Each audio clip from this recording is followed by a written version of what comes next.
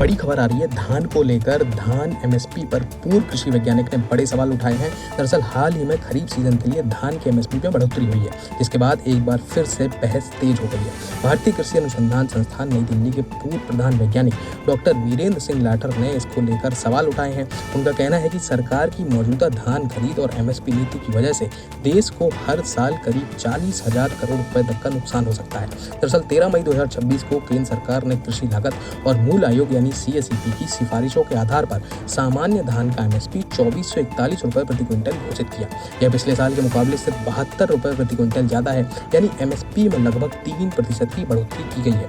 ऐसे में डॉक्टर लाठर का कहना है कि यह बढ़ोतरी महंगाई दर से काफी कम है। उन्होंने बताया कि केंद्र सरकार ने अपने कर्मचारियों के महंगाई भत्ते में 5% तक की बढ़ोतरी की है, जबकि किसानों को सिर्फ 3% की राहत दी गई। डॉक्टर लाठर के मुताबिक इससे साफ होता है कि सरकार की नीतियां किसानों के हित में नहीं है। उनका आरोप है कि लगातार कम एमएसपी देकर सरकार खेती को घाटे का सौदा बना रही है, जिससे किसान कर्ज के बोझ तले दबते जा रहे हैं। डॉक्टर लाठर ने कहा कि CACP की रिपोर्ट का हवाला देते हुए कहा कि साल 2024-25 में देश में लगभग 150 लाख मीट्रिक टन धान का उत्पादन हुआ, जबकि सरकार ने करीब 50 लाख मीट्रिक टन धान ही खरीदा है। सरकारी खरीद में पंजाब, छत्तीसगढ़, तेलंगाना और हरियाणा जैसे राज्यों की हिस्सेदारी सबसे ज्यादा रही। पंजाब ने करीब 10 लाख मीट्रिक टन से ज्यादा और हरियाणा ने 4 लाख मीट्रिक टन धान से ज्यादा की सरकारी खरीद में योगदान दिया।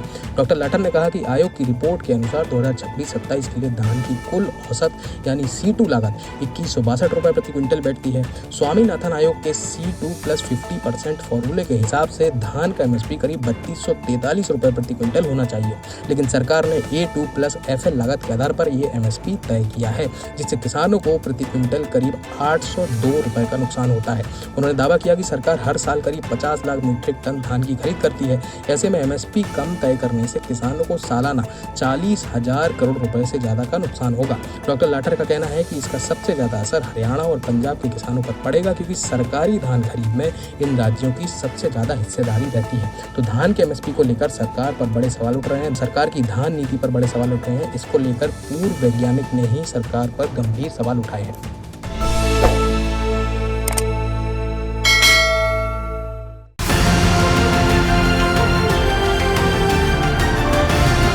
किसान तक, किसान तक, किसान तक, किसान तक, किसान तक, किसान तक, किसान तक, खाना है तो उगाना है, खाना है तो उगाना है, किसान तक, खाना है तो उगाना है, किसान तक, खाना है तो उगाना है।